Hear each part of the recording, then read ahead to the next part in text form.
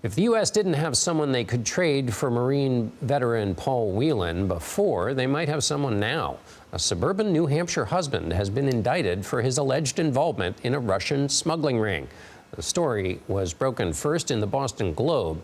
Federal prosecutors accuse Alexei Brayman of using his suburban home as a clearinghouse to illegally funnel sensitive technology to Russian intelligence operatives.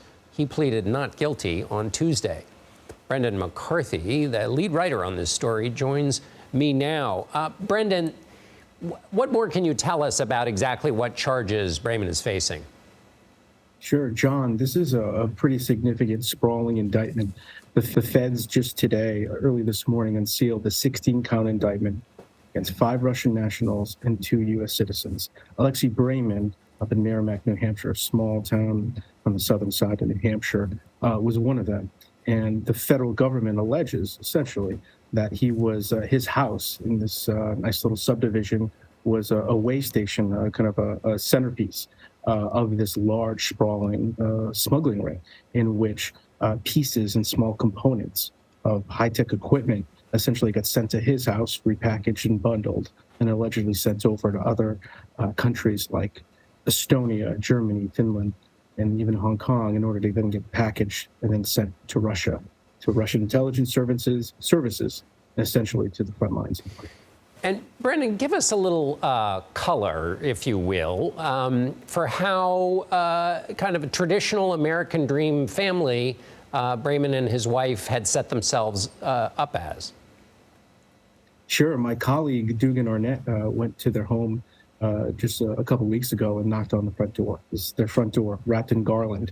And it's got some of those inflatable Santas on the front lawn, an SUV in the driveway with a baby on board decal. It's a subdivision where the biggest news in recent years was somebody's packages may have gotten stolen. And as my colleague is sitting there, Dugan is essentially seeing delivery drivers pull up on a random afternoon a few weeks ago and drop all packages off of all shapes and sizes, and knocks on the door, and Daria Brayman, Alexei's wife, says, "Oh, no, we don't do anything illegal here. We do arts and crafts."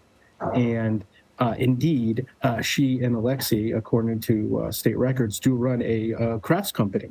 And in fact, they specialize in nightlights, Dolphin nightlights, Boston Bruins nightlights, whatever you need, you can get them through that Etsy shop. And were they, according to the charges the arresting documents, how long had they been under surveillance? I mean, how voluminous is the case Sure. in this case? Well, the federal government alleges these actions went on years. We know that the scope of the investigation kind of winnowed down earlier this year, and especially in recent months. There were some sealed indictments, search warrants on their home.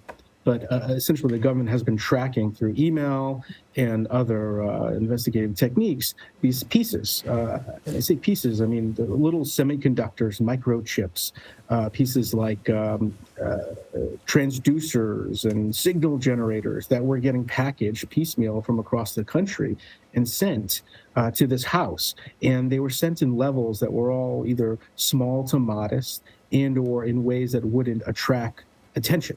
And then they were bundled there and then sent overseas in order to subvert and skirt these U.S. sanctions, especially the heightened sanctions that came down earlier this year amid the kind of the U.S. crush on the Kremlin. And with just the 20 seconds we have left, Brendan, how dangerous could the technology be that they are accused of trafficking in? Yeah, the pieces may be small, but the federal government says they were pretty sophisticated equipment used in quantum computing, hypersonic and nuclear weapons development, ranging from pieces actually used in ballistic missiles to the kind of equipment that tests and make sure spy tech and this type of equipment does work. All right, Brendan McCarthy from the Boston Globe. We appreciate it. Thank you.